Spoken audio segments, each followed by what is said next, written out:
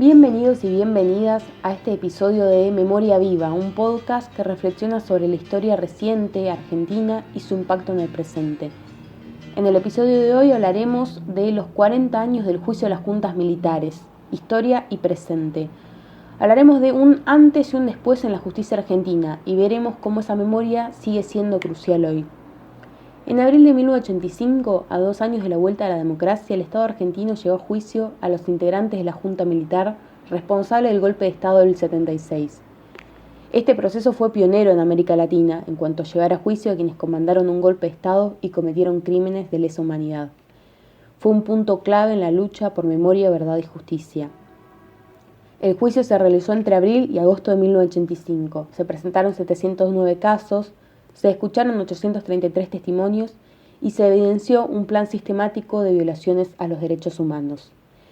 El fallo reconoció la existencia del terrorismo de Estado y condenó a Videla y a Macera a reclusión perpetua. Este proceso judicial fue posible gracias a la movilización de los organismos de derechos humanos, con las madres y abuelas de Plaza de Mayo a la cabeza, a la sociedad civil en su conjunto y a la decisión política, y constituye un antecedente histórico para la justicia internacional. A 40 años del juicio de las juntas nos preguntamos, ¿cuánta actualidad tiene la historia? En los 70 hubo una guerra, y en esa guerra las fuerzas del Estado cometieron excesos. En el presidencial escuchamos a Milei decir estas palabras. De algo nos suenan, a algo nos hacen acordar. Escuchemos ahora a continuación las palabras dichas por Macera en su defensa en el juicio de las juntas. Lo único que yo sé es que aquí hubo una guerra entre las fuerzas legales, donde si hubo excesos, fueron desbordes excepcionales. Como se escuchó en el fragmento, Milei retoma la teoría de los dos demonios, que intenta equiparar el terrorismo de Estado con las acciones de las organizaciones armadas que ya en el momento del golpe estaban casi disueltas. La dictadura violó, secuestró, se apropió de bebés, torturó con saña, tiró gente viva al mar, además de los millones de presos políticos y exiliados, y desapareció a 30.000. Lejos puede catalogarse esto como excesos. Fue terrorismo de Estado, fue un plan sistemático de violencia. Milei niega también que hayan sido 30.000 los desaparecidos, diciendo que fueron 8.753. Ese número sale del primer informe de la Comisión Nacional sobre la Desaparición de Personas, la CONADEP, en el que también se dice que esa lista está aún abierta.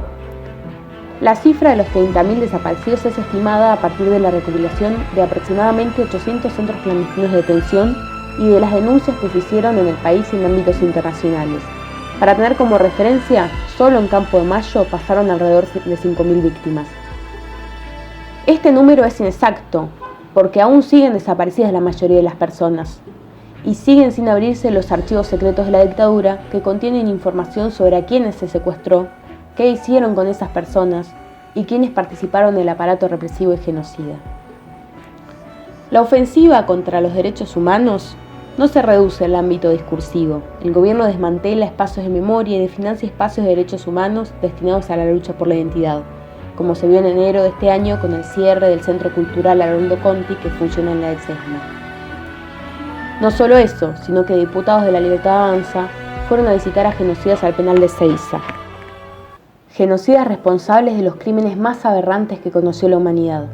Entre ellos se encontraba Alfredo Astiz, conocido como el Ángel de la Muerte, condenado por infiltrarse en grupos de familiares de desaparecidos y de haber arrojado a personas vivas al mar en los vuelos de la muerte. A 40 años del juicio de las juntas nos preguntamos, ¿qué pasa en la actualidad con las libertades democráticas, con la libertad de expresión, con la democracia misma? Nos encontramos con un presidente que amenaza con explotar el Congreso, que intenta quedarse con facultades delegadas para poder gobernar por DNUs, lo cual muestra su grado de autoritarismo, que quiere limitar el derecho a huelga. Un momento en el que se persigue a quienes se oponen con la complicidad del Poder Judicial. Hay en la actualidad personas detenidas en el penal de Seiza por incitar al odio, es decir, colgar un pasacalle y ensuciar la vereda frente a la casa de Espert. Ya desde el principio de este gobierno hubo allanamientos y persecución a comedores populares y a compañeras de las organizaciones sociales. Y como parte de esta persecución política a la oposición se encuentra la condena y proscripción a Cristina Fernández de Kirchner. No solo se persigue judicialmente a quienes se oponen, sino que se busca limitar el derecho a huelga, como intentó con la ley Bases, y se reprime a quienes se manifiestan en la calle. Como muestra esto, una escena que duele, que se repite cada miércoles en el Congreso. Jubilados que se manifiestan reclamando un aumento en sus saberes de miseria que solo reciben palos como respuesta. Esto es parte de un plan represivo con el protocolo antipiquetes de Bullrich, que reprime a jubilados, a movimientos sociales y que hirió de gravedad al fotoperiodista Pablo Grillo mientras realizaba la cobertura de una movilización. Al mismo tiempo se fortalece el aparato de infiltración y espionaje, aumentando indiscriminadamente el presupuesto de la CIDE. Y se le da más poder a la Policía Federal, que ahora puede actuar en más provincias, además de en Cava, y que puede detener gente, ingresar en lugares privados, hacer ciberpatrullaje e infiltrarse en grupos sin orden judicial. Así todo, no han podido sacar al pueblo de las calles. A 40 años del juicio de las juntas, sigue en pie un pueblo con memoria y con una capacidad increíble de lucha, como lo demuestran las madres de Plaza de Mayo, encabezando la pelea en los momentos más oscuros de la historia argentina, y el increíble movimiento de derechos humanos en nuestro país, que permitió que seamos pioneros en el juicio de la dictadura, como se mostró en el juicio de las juntas. Acá hay un pueblo con memoria, un pueblo que no está dispuesto a dejársela pasar, un pueblo que salió masivamente a la calle cuando Macri les hizo dar el 2x1 a los genocidas, y que colmó las calles y las plazas este 24 de marzo en todo el país.